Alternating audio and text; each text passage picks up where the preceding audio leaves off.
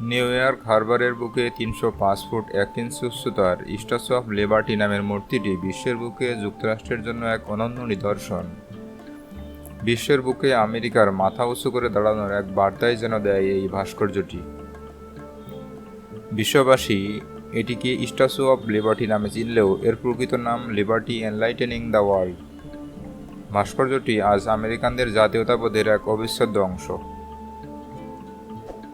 একদম শূন্য থেকে একটি ভাস্কর্য কীভাবে একটি জাতির আত্মপরিচয়ের অংশ হয়ে উঠল, সে বিষয়ে বিস্তারিত জানব অজ্ঞাত বিশ্বের এই পর্বে। স্ট্যাচু অফ লিবার্টি এটি ফ্রান্সের জনগণের পক্ষ থেকে মার্কিনীদের জন্য ছিল একটি উপহার। ১৭৬৫ থেকে ১৭৮৩ সাল পর্যন্ত আমেরিকান বিপ্লবের সময়ে ব্রিটেনের কাছ থেকে আমেরিকার স্বাধীনতা সংগ্রামে ফ্রান্স সাহায্য করেছিল। সেই সহযোগিতার স্মৃতি হিসাবে আমেরিকার স্বাধীনতার ১০০ বছর পূর্তিতে এটি নির্মাণ করা হয়। স্ট্যাচু অব লিবার্টির মূল নকশা করেন ফ্রান্সের ফ্রেডরিক অগাস্ট বার্থোল্ডি। তিনি কিন্তু এটিকে আমেরিকায় স্থাপনের কথা ভেবে নকশা করেননি। তিনি এটিকে সুয়েজ খালের পাড়ে বাস্তব রূপ দেবেন বলে সিদ্ধান্ত নিয়েছিলেন।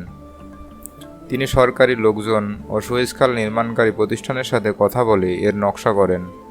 এক মধ্যবয়সী নারী প্রজ্বলিত প্রদীপ হাতে দাঁড়িয়ে আছে খালের প্রবেশ মুখে। এর জন্য নাম ঠিক হয়েছিল Egypt bringing light to Asia.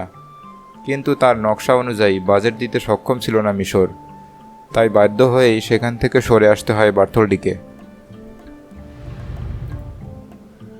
পরবর্তীতে আমেরিকায় ভাস্কর্য স্থাপনের সিদ্ধান্ত গৃহীত হলে তাকে দায়িত্ব দেওয়া হয়। বার্থোল্ডি তখন গুস্তাভে আইফেলের সাথে পরামর্শ করে এর গঠন ও আকার ঠিক করেন। এর বাইরের নকশা বার্থোল্ডি করলেও ভিতরের নকশা করেন ফরাসি স্থপতি গুস্তাভে আইফেল। গুস্তাভে আইফেল আইফেল টাওয়ারের জন্য বিখ্যাত।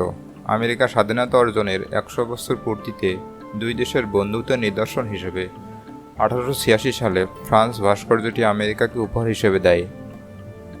স্ট্যাচু অফ লিবার্টিকে স্থাপন করা হয় আমেরিকার নিউ ইয়র্কের হাডসন নদীর তীরে লিবার্টি দ্বীপে। কারণ তৎকালীন সময়ে বহু ইউরোপীয় আদিবাসী এই বন্দর দিয়ে আমেরিকায় প্রবেশ করেছিল।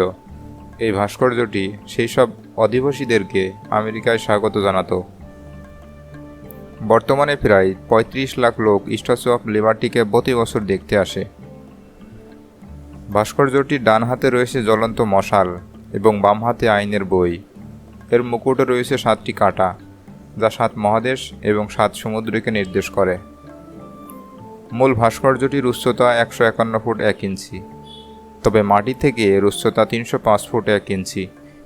এর পায়ের কাছে যে শিকল রয়েছে তা আমেরিকার মুক্তির প্রতীক। তামার তৈরি সমগ্র ভাস্কর্যটি ওজনে প্রায় ২.৫ লক্ষ কেজি।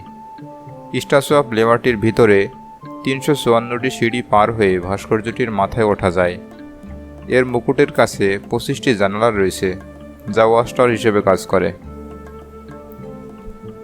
সম্পূর্ণ ভাস্কর্যটি তৈরি করা হয়েছে ফ্রান্সে।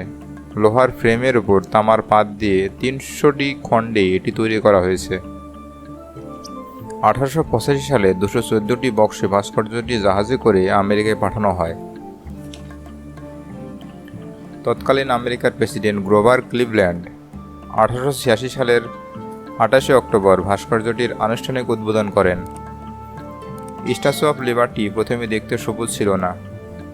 এটি তামার তৈরি হওয়ায় এর রং ছিল তামাটে। সমুদ্রের জলীয় বাষ্পের সাথে তামার বিক্রিয়ায় ভাস্কর্যটি সবুজ রং ধারণ করেছে। আমেরিকার সরকার ১৯২৪ সালে ভাস্কর্যটিকে জাতীয় স্মৃতিস্তম্ভ হিসেবে ঘোষণা করে। ২০২১ সালে এই ভাস্কর্যের একটি রেপ্লিকা আমেরিকায় উপহার হিসেবে দেয় ফ্রান্স। এর নাম লিটল সিস্টার। মূল স্ট্যাচুর চেয়ে এটি ১৬ গুণ ছোট। ওয়াশিংটন ডিসির ফরাসি দূতাবাসের সামনে এই স্ট্যাচু স্থাপন করা হয়েছে।